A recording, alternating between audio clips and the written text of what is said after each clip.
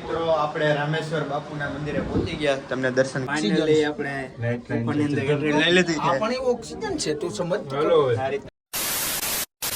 મિત્રો અત્યારે આપણે ખોડિયારના મંદિરે રખડીને પાછા વીએ અને અત્યારે બીજી જગ્યાએ રખડવા જવાનું. કઈ જગ્યાએ રખડવા જવાનું? જંબુદરના ભોંયરે. જંબુદરના ભોંયરે. આ તો ડાયરેક્ટ હવે તમને યાદ મળીએ. ફાઇનલી મિત્રો આપણે પહોંચી ગયા. કઈ જગ્યાએ નામ? જંબુદરના ભોંયરે. અને આ જોવા અંદર જવા માટે કેટલી લાઈન છે. તમને અંદર જારું તમને અંદર જઈને દર્શન કરાવીએ. અંદર જઈને બતાવીએ. Next go. મિત્રો ભોયરું કંઈક આવું બહારથી આવું દેખાય છે. અંદર જવું છે આપણે. પેલા આપણે છે ને રામેશ્વર બાપુની જગ્યામાં જવું છે. ઘડિયાળ વાળો રૂમ તરફ જે રામુ ક્યાં બાપુ? રામેશ્વર બાપુ. રામેશ્વર બાપુ છે ને એની જગ્યાએ પેલા જાય. ફાઇનલી મિત્રો આપણે રામેશ્વર બાપુના મંદિરે પહોંચી ગયા. તમને દર્શન કરાવી દઉં.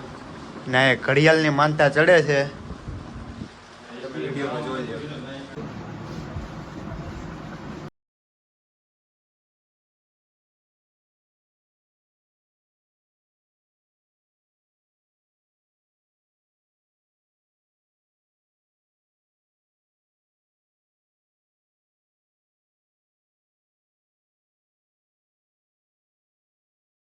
તો મિત્રો રામેશ્વર બાપુના ચરણના પાદુકા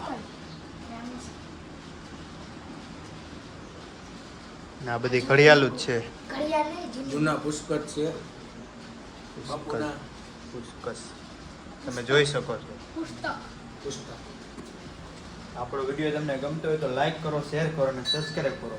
ને વ્લોગમાં બન્યા રહેજો. આગળ હજી જવાનું છે ગુફાની અંદર.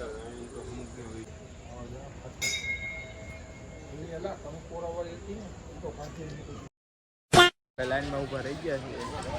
હવે અંદર જઈને ડાયરેક્ટ દર્શન કરવાનું. પબ્લિક બહુ છે.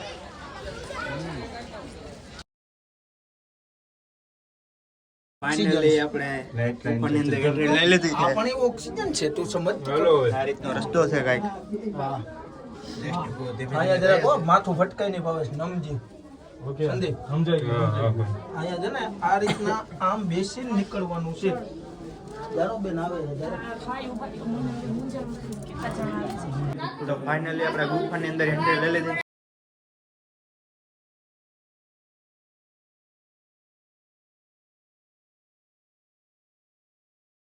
તો મિત્રો આપણે દર્શન કરીને એવા અંદર છે ને ભાઈ ઓક્સિજન લેવલ ઘટતું હતું ને શ્વાસ લેવામાં થોડીક તકલીફ પડે. આ વિડીયોને આપણે અહીંયા એડિટ કરીએ છીએ.